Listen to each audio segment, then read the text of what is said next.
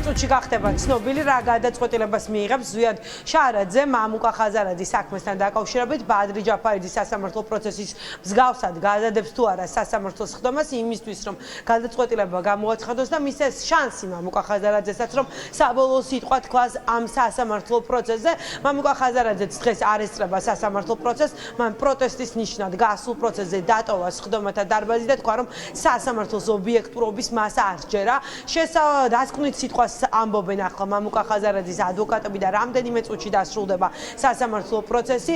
ადვოკატი ლევან სამუშია დღეს მოსამართლეს უხსნიდა რომ მამუკა ხაზარაძე საგამოძიებო კომისიაზე ეგრეთ წოდებულ საგამოძიებო კომისიაზე კანონის და კონსტიტუციის დარღვევით ყავდათ დაბარებული. თქვა რომ ხაზარაძე დაიბარა კომისიაზე ადამიანმა რომელიც კომისიის წევრიც კი საერთოდ არ ყოფილა და მათ შორის არგუმენტად და მაგალითად მოუყვანა მოსამართლეს როგორც საზოგადოებისთვის ცნობილია ყავს მდივანი და მდივნის მოვალეობა სხვა გარეშე პირს რომ შეესრულებინა იქნებოდა თუ არა ის კანონდარღვევა რის საპასუხოდაც ზვიად შარაძემ თქვა რომ ამ შემთხვევაში საბრალდებო სკამზე აღმოჩნდებოდა და ეს რა თქმა უნდა იქნებოდა დარღვევა. ამ პასუხის შემდეგ კიდევ უფრო ნათელი გახდა ლევან სამუშიასთვის რომ არაერთ გადაცდომას აქვს ადგილი და მამუკა ხაზარაძე კომისიაზე კანონდარღვევით ყავდათ დაბარებული. ამ მასალას რა თქმა უნდა მაყურებელს მოვასმენინებთ ჩვენ მთავარ გამოშვებაში. მანამდე გეტყვით რომ ბადრი ჯაფარიძის სასამართლოს ხდომა იყო დღეს. ხდომა გადადო მოსამართლე შარაძემ იმ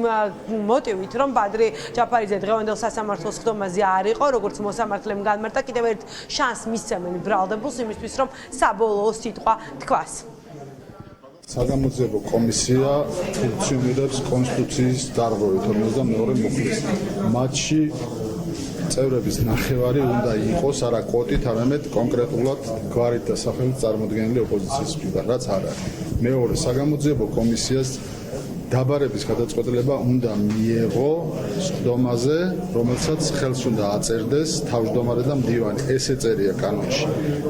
საგამოძიებო კომისიის თავმჯდომარე გვეუბნება, რომ ეს გადაწყვეტილება მიღებული იქნა სხვაგან სამუშაოს შეხვედრაზე. სადაც არ უნდა ყოფილიყო ეს გადაწყვეტილება მიღებული, გადაწყვეტილება ფიზიკური სახით არ არსებობს. სიგნალზე როცა გაეგზავნა თვითონ მოსამართლემ ნახვა და დაადასტურა, აქვეც კონსეფციის განხილვის რო გახსნილი არ არის სიგნალი და რაც შეეხება ჩაბარების, არ არსებობს ჩაბარების დასტური. კითხვების დასტური სად შეიკრიბებიან როგორ იმ შეძლეს რა გადაწყვეტილება მიღება, არც ერთი შრომგულობა არ დაკმაყოფილდა. ყავს ირიბი მოწმე თავმჯდომარის სამდივნოს თანამშრომელი, რომელმაც თქვა რომ მე არ დავსწრები ვარ, მაგრამ ვიცი რომ რაღაც ხდომა ჩატარდა. აი ამის მეტი საქმეში არაფერი არ არის. გადადო 23-ისთვის, არა, ყოველ შემთხვევაში დღევანდელი პოზიციით არა. გადადო მაინც მოსამართლემ და თქვა რომ 23-ში ან გამოაცხადებს პირდაპირ თუ საბოლოო სიტყვები არ ითქვა, ან კიდე გადადებს კომისიო. ეს არის პოლიტიკური დევნის ღია გამოხატულება და დღეს პროკურატურამ ვერ დამალა და თქვა რომ არაფერი საერთოდ რაც ამ ეგრეთ წოდებულ საგამოძიებო კომისიას სამართლებრივად ევალებოდა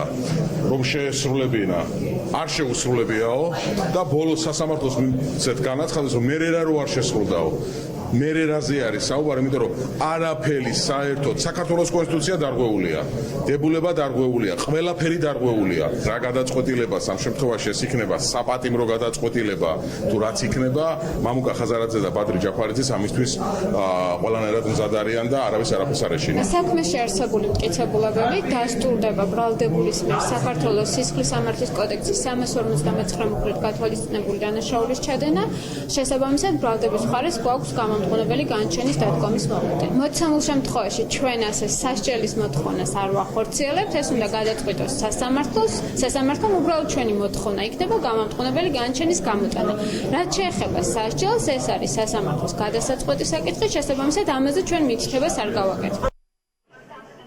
თია წულუკიანის კომისიაზე გამოუცხადებლობის გამო 8 ადამიანი არის სისხლის სამართლის პასუხისგებაში მიცემული, მათგან 4 რუსთავის მე-12 დაწესებულებაში არის შესახლებული, 4 კი გირაო საფუძველზე არის გათავისუფლებული.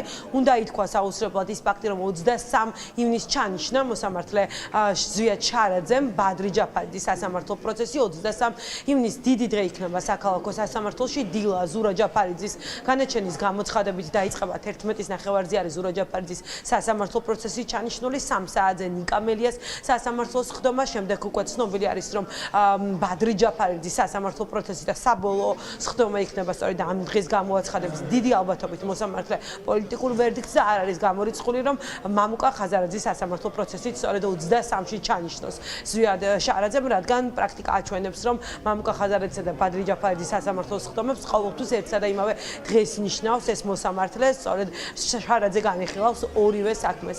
ამ წუთებში მიმდინარეობს მამუკა ხაზარაძის სასამართლო პროცესი, დიდი ალბათობით რამდენიმე წუთში გახდება ცნობილი მოსამართლე შარაძის გადაწყვეტილება თია წულუკიანის კომისიაზე გამოუცხადებლობის გამო. დღესვე გამოაცხადება მამუკა ხაზარაძის საქმეზე განაჩენს თუ ხდომას ბადრი ჯაფარიძის მსგავსად გადადებს ორშაბათისთვის.